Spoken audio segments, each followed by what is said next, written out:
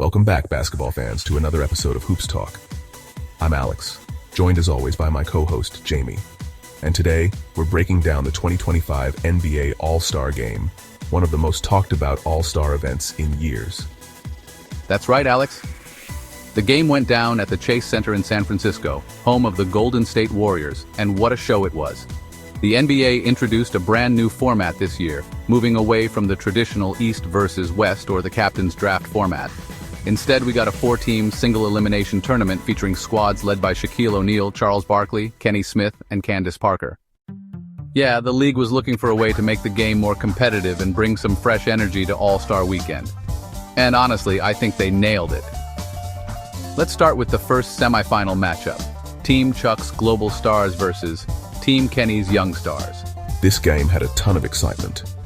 Luka Doncic and Nikola Jokic headlined Team Chuck, representing the international stars of the league, while Team Kenny featured a roster stacked with the NBA's youngest and brightest talent, including Victor Wembanyama and Anthony Edwards.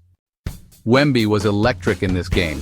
The kid had 5 blocks in the first half alone and was swatting shots left and right, but Luka and Jokic's chemistry was just too much to handle.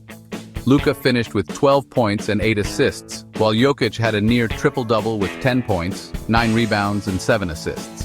And let's not forget Shai Gilgeous-Alexander. He was silky smooth all night, dropping 15 points and hitting some clutch buckets in the final minutes to seal the win for Team Chuck. Final score 42-37, and the Global Stars advanced to the championship game. Moving on to the second semifinal, Team Shaq's OGs versus Team Candace's Rising Stars.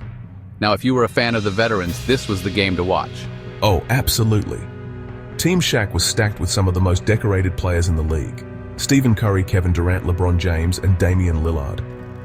Meanwhile, Team Candace was all about the rising stars: Paolo Banchero, Tyrese Haliburton, and Chet Holmgren leading the charge.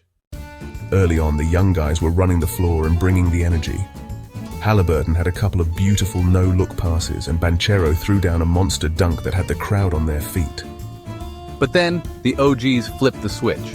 Curry started heating up from 3, draining deep shots like it was a regular season game. He and KD combined for 22 points, and LeBron threw down a signature fast-break dunk that got the crowd roaring. And man, what a game. The Global Stars gave it their all, but experience won out in the end. Curry continued his hot shooting, draining 4 three-pointers, including one from just inside half court. Jason Tatum also stepped up big time, finishing with 15 points. Team Shaq ended up winning comfortably, 41-30, with Curry leading the way with 11 points. That set up a dream matchup in the finals, Team Shaq versus Team Chuck. Team Shaq took control in the second half, pulling away for a 41-25 victory, and Curry was named the All-Star Game MVP. Fitting, considering this game was in the Bay Area.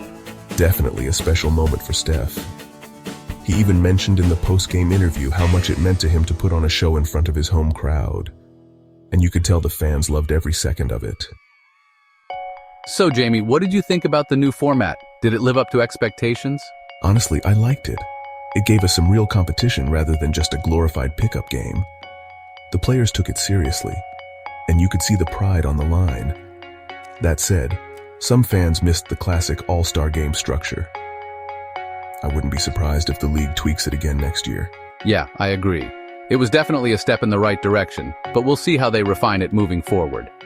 Beyond the game itself, the whole All-Star Weekend was electric. The three-point contest was insane. Devin Booker and Curry went head-to-head in the final round, with Steph barely edging him out. And how about Mac McClung in the dunk contest? The dude is unreal. He defended his title with another insane display of creativity. The between-the-legs reverse dunk over 2 people? Insane. Absolutely legendary. And the halftime show was a Bay Area celebration with E40, $2 Hort, and Saweetie all performing. All in all, an unforgettable weekend for the NBA. The new format, the performances, the atmosphere, it had everything. No doubt, and that's going to wrap up our recap of the 2025 NBA All-Star Game.